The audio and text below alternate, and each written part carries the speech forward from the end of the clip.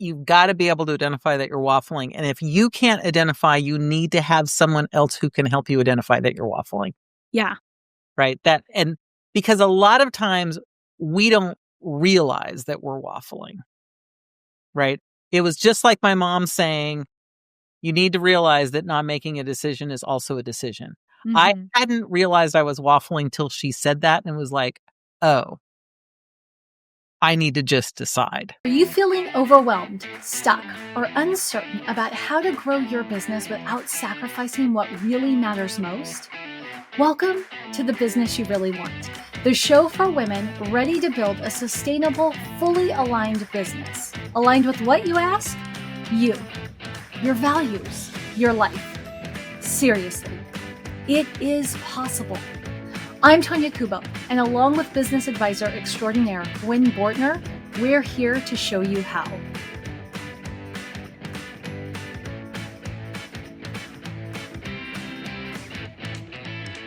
What if I were to tell you that hesitation, that pause, rumination, meandering, delay of making a decision is costing you more than your mistakes ever could?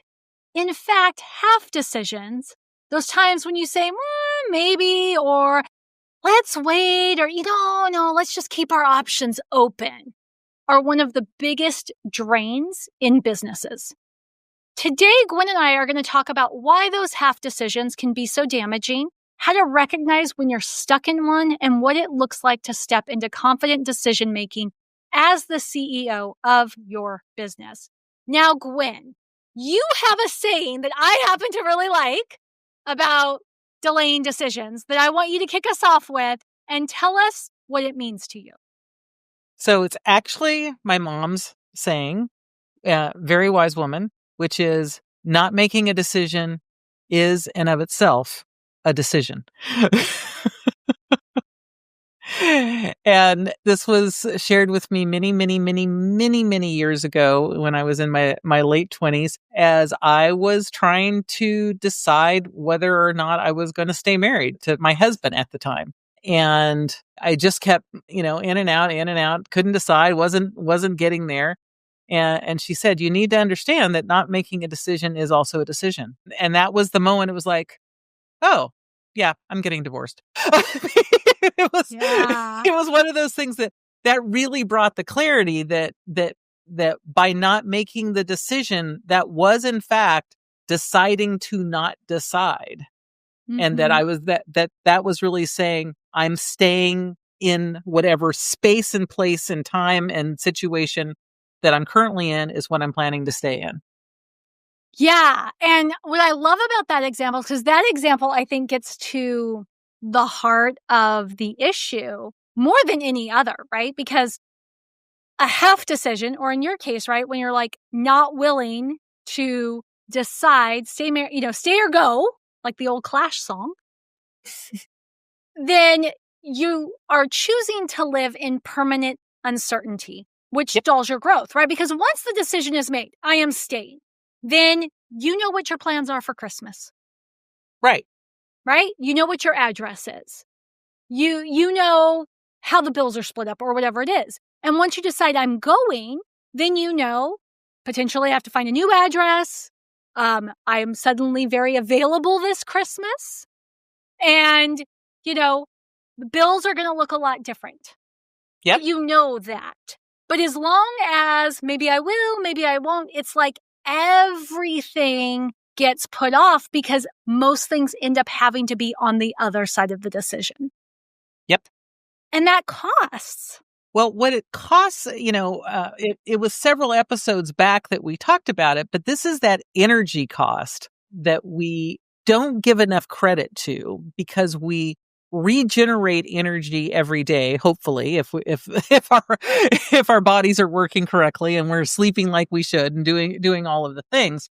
So we kind of lose track of how much energy things are taking for us. But yet we do have a limited amount of energy on any given day. And it may or may not fully replenish the next day, like I said, depending on a whole lot of other factors. But that indecision is in fact taking energy. And we often do not give it near enough credit for how much energy it's actually taking and how much cognitive load is associated with continuing to process yes, no, yes, no, yes, no, yes, no, yes, no, yes, no, back and forth. Even if we're not spending conscious cognitive load on it, we're still spending a whole lot of unconscious cognitive load on it. And that means that that's taking away our ability to make some of the other decisions that maybe we could make quicker, easier, faster if we were fully focused on them. Right. Is there anything else that people should know is at risk with half decisions before we move into the root cause of half decisions? I think the biggest thing at risk is, well, energy is one, but time is the other. That it's time lost to finding out what the outcome of that decision is. Right. So I could have sat in this indecisive place. We'll go back to, my divorce for months, potentially years. And that would have prevented me from doing all sorts of other things because I didn't know what that outcome was going to be. Right. But once I know the outcome, even if it turns out that it wasn't the best decision, in this case it was, but you don't know that until you make the decision.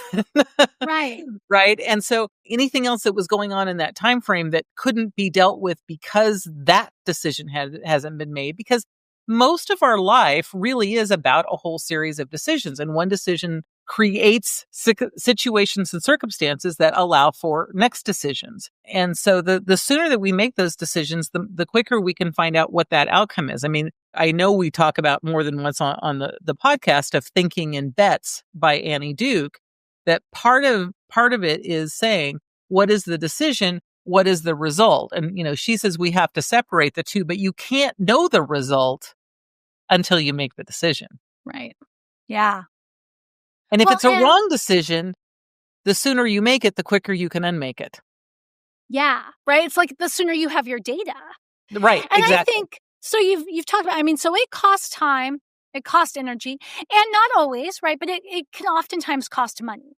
Oh, it can cost a huge amount of money. I think we've given a lot of examples on the podcast in previous times where someone held off on making a decision. And once they made it, it was like, oh, if I would have done that 3 months, 6 months, a year ago, like in the case of letting someone go, it's like I would have had that entire salary still in the business because what they found out in this one particular case was they didn't even need to replace them.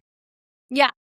Well, and also kind of on the opposite end, like making a large purchase, depending on what the purchase is, sometimes if you make that decision sooner, yes, you've got the bill sooner, but also the item can be in production sooner, which could then be leading to higher sales or whatever it could be. Right.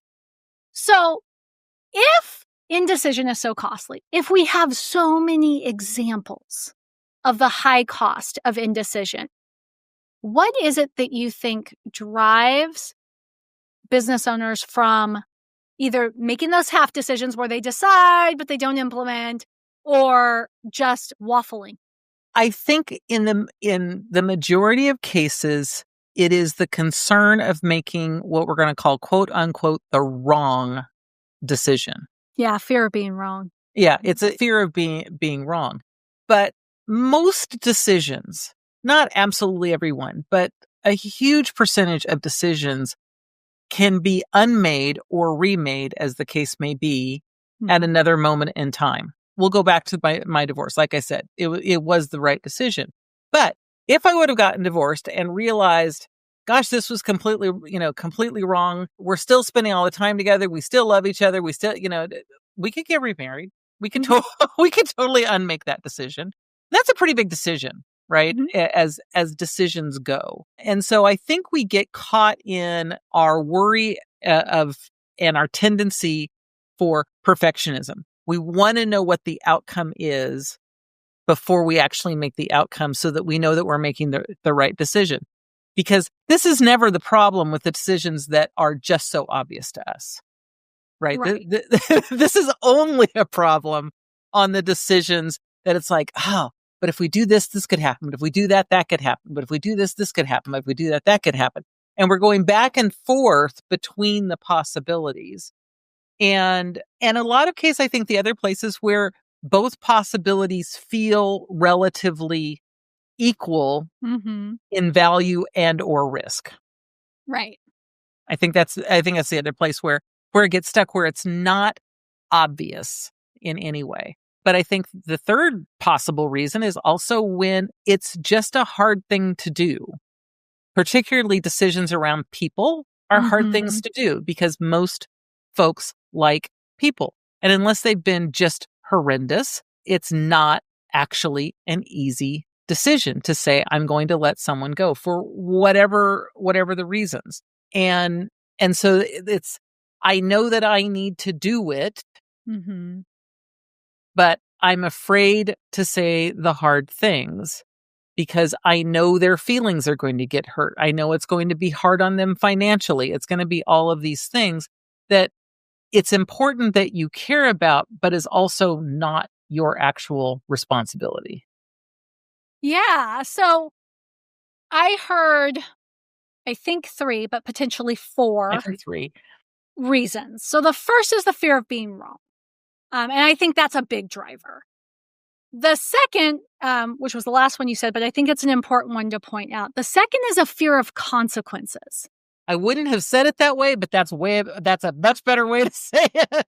Well, That's a great, concise way to say it. It is. It's the fear of the consequences. It's a fear Yeah. of the other half of it that is just going to have to go with that decision. Yeah. Well, and the reason I'm thinking of that, because we've talked a lot about how difficult it is to make hard decisions at the risk of being redundant, right? But it's what makes the decision hard is that you have to live with the consequences. And in many of these scenarios we're talking about, whether it's divorce or letting go of a person, it comes out to you don't get to be the good guy. That's the fear of the consequence, right? It's the consequence is people may think less of me. And I don't want people to think less of me. So it's just easier to suck up the pain and hope, because I think they're in the back of their head, hope they'll do me the favor of making the cut, right? I know because I've been married before. Or they'll get better. Or something will change. Well, when I was married before, the thing that I would say is it is so much easier to be left than it is to leave. And maybe if I stick it out, maybe they'll leave me. By the way, both suck. Doesn't matter what it is. That was not the reason to put it off at all. But in my head, it just would have been, I had painted out the consequences of being left would have been so much easier than to make the decision and move forward. The third thing you spoke of, though, I would call it perfectionism. And here's why I call it perfectionism, because I don't think everybody sees it as perfectionism. And we've talked about this on other episodes as well. It's somebody somewhere sold a lot of us a bill of goods that we are entitled to or could potentially have 100% of the information we need to make a decision at any given point in time. And so it's this perfectionism. They're waiting for more information. I don't have enough information yet to make a decision. And we never have as much information as we want. We never will have all of the information. Well, and, that's one of the big premises of thinking in bets that's actually really, super useful is, and, you said, I think someone sold us a bill of goods. We've kind of been taught that life is like chess. And Annie's premise in her book as a former professional poker player is no, it's more like poker, where we can have a certain amount of the information and we can make a percentage-based bet on what is the best outcome. But it doesn't mean that it's always going to be correct because there's pieces of the equation. There's information we don't know. At chessboard, we know every possible, it's hard to process, but we can figure out every possible move that can be made at any given move. Because we know exactly how all of the pieces move and we know where all of the pieces are. All of my pieces, all of your pieces. But that is not the way life is. It's way more like poker. There's a whole lot of cards that aren't showing. We've got some amount of the information Right. And we need to make choices based on that. And rarely do we have the perfect hand. If we have an ace royal flush, a spade royal flush, that is the highest hand. So if you've got that, yes, you are going to go all in. You are going to win. No one can do better than that. But if you have any other royal flush, someone could actually have a spade royal flush. Right. Unless you've got enough other cards to say, nope, no one else can have a royal flush either. Yeah. Right? So we usually don't have that much information. We usually have a reasonable amount of information. And I think that really is the key, is that we think that we need more information and or that getting more information will actually help us make our decision. But sometimes that's a cost of time. Right? Yes, you can get more information, but it's going to take 6 months. And during that time, what have you sacrificed to get that additional piece of information? Yeah. Okay. When we kicked off the episode, I made a bold statement that indecision is actually more hurtful than making the wrong decision or making a mistake. True, not true? Why or why not? I think true most of the time, and I'll say where my exception is when you're pretty sure you're making the wrong choice.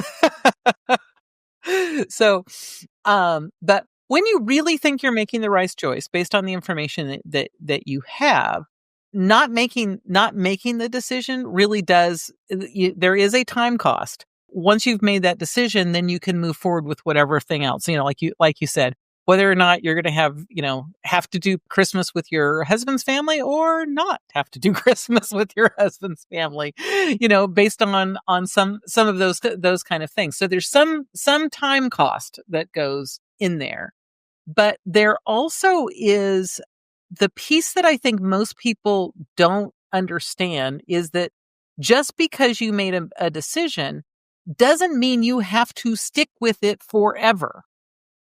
In most cases, there are some things that you cannot undo, but you can say, I'll just use something that we've gone around about at different times is we're going to email every week.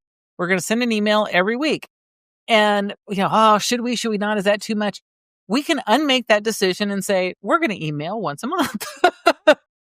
And then at some point we can unmake that decision and say, we're going to email every 2 weeks. Sure, this isn't a high risk, high kind of thing, but for some folks, that's something that they will go round and round like, oh, what is really the right decision here? It's like, try one and see what happens.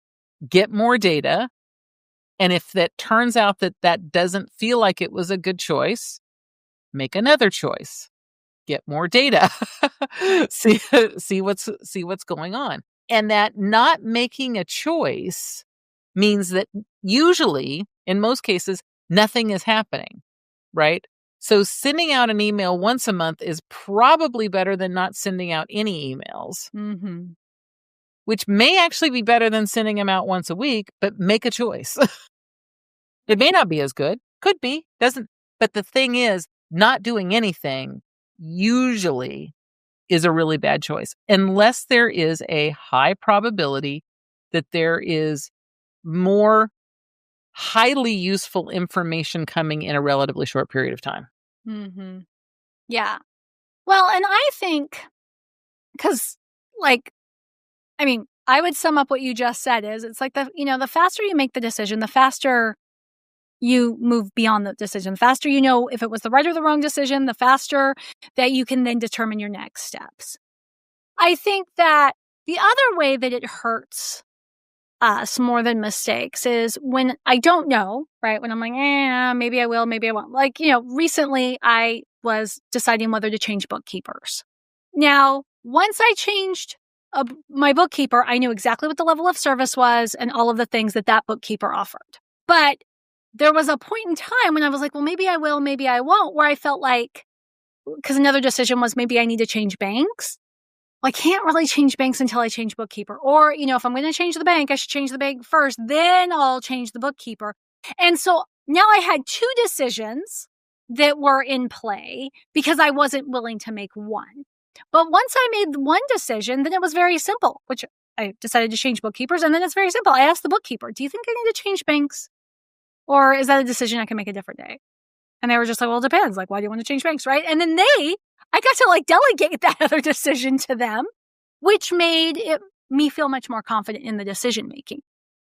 I think so. And that's also an example of the bottlenecks that can come from indecision, right? Like all this stuff gets stuck because it all hinges on one decision. Yeah. I think that's the piece that we lose track of really, really fast is how much we're holding up other aspects of our business, our life, other people's lives by not making the decision. Yeah. Well, and then, so to that point, right? Holding up other people's lives. I think that's something else we don't realize. We think the decisions are all about us, right? Because I think a lot of times when we're stuck in indecision, we're not trying to be selfish, right? But it's hard for us to see outside of our own worldview. We end up being very insular in our thinking. And so one of the things we don't realize is that when we're indecisive, it does affect those around us. So back to the example of, do we need to let somebody go? Or do we need to hire somebody, right? That indecision affects everybody on the team. Because presumably, if you want to let somebody go, usually it is because they are not performing up to standard. Sometimes it has to do with financial sustainability. We can't afford that person, but usually it has to do with performance. And so that means everybody else is watching this person underperform, or everybody else is assuming some of the responsibilities of that person while you continue to pay them to do the job that they're not doing very well, and everybody around you sees that. That's a huge example of it. And the other place that's kind of the opposite side of it is when I, as the decision maker, want to leave my options open because I like lots of choices. And the thing is that while I'm leaving my options open, if you have any piece of implementing anything that's related to this decision, can't move forward. Right? And so it's a different version where all of a sudden your timeline becomes way more compressed because I wanted to leave my options open until I got a feel for it, or, whatever it happens to be. And there are certain personalities that absolutely positively like to have options. They want to have options open. But one of the challenges with that is certain people can't get started with any aspect of it without them actually knowing what the final goal is. Even though the first 3 or 4 steps, it kind of is irrelevant to what the final goal is. But they still can't do. And when you've got these, and they're kind of opposite personality types, and when you've got these two opposite personality types in an environment, the one that's, if the one who's the decision maker is the one who wants to leave their options open, they get really frustrated that the other one is not actually taking action yet. Right? Because what they're seeing is, well, they're not doing anything. And the person who's not taking action is like, but until I understand what the entire piece looks like, I can't make a choice. I can't get started. So they fight. I mean, they don't fight, but they fight each other in productivity is what, ultimately ends up happening, because one is saying, I don't actually have to decide about blue or green until the end. And the other person is like, I can't go until I know if it's blue or green. But the first 3 steps don't have anything to do with color. It's like, I still can't decide. I can't go until I know if it's blue or green. And so that's another place that we lose productivity often in the not making the decision. Another one that's kind of related to what we've talked about, but is that we lose so much time in the spiral of the decision. What else could we be doing instead of thinking about this decision? Right. Right. Yeah. Well, or the anxiety that is creating by not making the decision. And, because, part of your example speaks to the fact that, especially if you have a team, but other people they don't know how to prioritize, right? In the absence of the decision. so let's use the example of this podcast. So early on, right before we launched, one thought was that I would be doing all the production. And so I was going to, outline episodes. I was going to do the show with you. And then after the fact, I was going to be doing the editing. And so we had mapped out a fairly simple podcast because the idea was, well, it had to be pretty simple for me to figure out how to edit it and do all the other things. Then when we started looking into all, but then it was like, okay, so what editing software do we need? What platforms are we going to be? There were all these decisions that had to be based on how confident we were in my skill level in editing the show. Then when we said, you know what, there's a lot of decisions, and these decisions actually add up over time, buying this software and that software and doing all this stuff, what would it look like if we just outsourced it? Well, then it was very simple. It's just find the service provider that did the scope of service we wanted for the price we were willing to pay. Yeah. And then all I had to do, and then became very easy. I didn't have to prioritize the simplicity of the editing to match my editing skill set. I just needed to prioritize what our listeners needed and deserved most in creating the content for each episode. And everything else got a lot easier because it wasn't my problem. Right. And one of those other decisions early on was, are we doing it audio or are we doing it also video? Mm-hmm. Right. And that was also part of the driver. Early on, we both were on the table, but as you were thinking about doing it, it was audio only. It was not going to have any video element. Not if I was editing it. You have to see a video I edit. Right. But that was also part of, as soon as I said, no, I think we want to have a video element to it. It was like, oh, well, that changes this other decision. Yeah, really that quickly. made the decision for us because nobody wants to see a video I have edited. That is okay, so let's start to give some how, right? So we've agitated the pain point, which us marketing people, we love to agitate some pain. It's so much fun. So we've talked about why people struggle to just commit and make a decision. We have talked about why indecision hurts more than making the wrong decision. Talked about how it impacts those around you. Now, how do you shift? How do you make the decision when you realize you have been waffling in indecision? Well, so the first thing is you've got to be able to identify that you're waffling. And if you can't identify, you need to have someone else who can help you identify that you're waffling. Yeah. Right.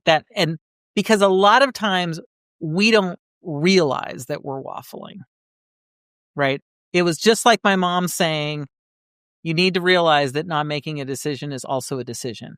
Mm-hmm. I hadn't realized I was waffling till she said that and was like, oh, I need to just decide. Yeah. I have a friend right? who will say, this is the third time you have expressed this challenge to me, and you need to decide, are you going to solve it or are you going to stop talking to me about it? Because I'm a fixer. I want to solve problems. I am happy to help you solve it. But if you're just talking to me about it because you just want to talk about it, you have other friends to do that with. I love that. And So truly, identification that you're waffling is the most important thing. And then I think truly asking yourself the question, what is holding me back from deciding? So that you can get clear on it. Is it because you really feel like you don't have enough information? If that's the case, then what do you have to do to get the additional information?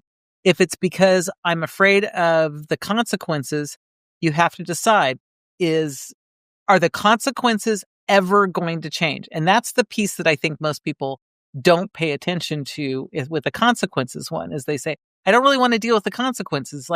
But if they're never going to change, either you might as well do it now, or you might as well decide you're never going to do it. Because most of the time, the consequences, whatever they are, really aren't going to change. Right. And so, and if it's fear of, making a wrong decision, the exercise that I've had someone do with me a couple times recently is to really say, how bad is the bad version of that decision? Yep. As compared to how good is what you think the good decision is. Because what you often will realize as you come in is they're actually not that far apart. The the bad version and the best version really aren't that far apart. So it's like, choose one, see which side you land on. And if you need to make a new decision at another point with more data, then go forward. But I think the key thing is to give yourself a deadline. Yeah. To say, okay, I've just realized I've been waffling on it. This is the decision I have to make before the end of the day, before the end of the week, before the end of the month, whatever it is, looking at where all of those other consequences are. I've talked about this before, which I call short-term pain or long-term pain.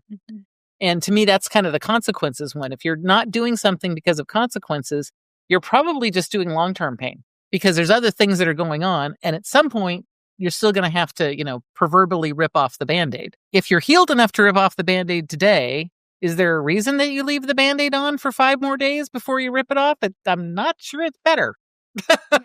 So that really, I think, is the piece, is to first be aware and then figure out what's preventing you.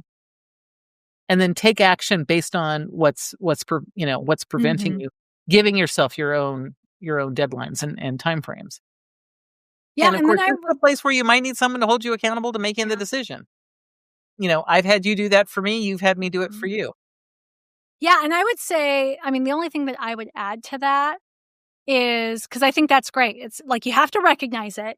And if you know you are somebody who just doesn't see that, you need to proactively give people permission around you. Like, not everybody, be choosy, but give them permission to let you know when they witness that. You need to figure out what it is that is the bottleneck for you. Then you got to give yourself a deadline for sure. I would say finally, though, it's like, trust your intuition. I think that's the other thing. We start a business, right? Like, we're good. Gwen, most of us do not start businesses because we suck. Like, that's just not it. It's like, oh, I'm really bad at that. I should go make that my business. No. Our friend Rachel Allen always says, right? Entrepreneurship is hard. You have to really be into it if this is your chosen path. So if this is your chosen path, if this is what you've decided to do, then trust your gut to know the right next step. Now, if you're like, no, genuinely uncharted waters here, never been here before, have no idea what to do, then go seek help. But that's your intuition as well. Yeah. So I think that's the big one, is just trust your gut. Yeah, we have way more instinct about what is right and wrong and what we need to do and not do than we often give ourselves credit for. And it's one of the things, this could be like a whole other topic, so we won't go deep into it. But we so often have been conflating intuition and emotion. And emotion is rarely valuable in decision making, but intuition is highly valuable in decision making. And as you start paying attention to, is that intuition or is that emotion, you'll start seeing that you can make your decisions faster. Because, like I said, your intuition is incredibly accurate. Yeah. All right. Well, Gwen, thank you for walking through this. I feel like this was a really good episode. And I think if you are still listening, ultimately recognize that indecision is a tax on your business. Okay. So the sooner you commit, whether it's a yes or a no, the sooner you and your business regains clarity and you get your momentum back. Nothing destroys your momentum or inhibits momentum faster or worse than indecision.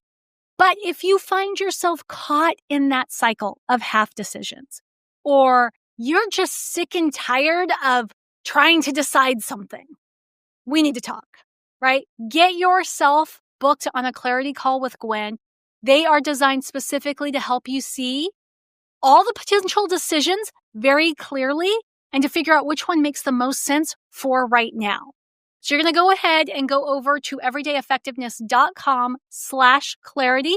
That'll get you right onto Gwen's calendar, and you don't have to keep going weeks wondering whether you should or shouldn't or could or couldn't. You'll just get the decision done. Thanks for tuning in to The Business You Really Want with Gwen Bortner. I'm Tonya Kubo, reminding you that sustainable success is within reach. Make sure to subscribe to the show and visit thebusinessyoureallyWant.com for more resources. Until next time, Keep dreaming big and acting with intention.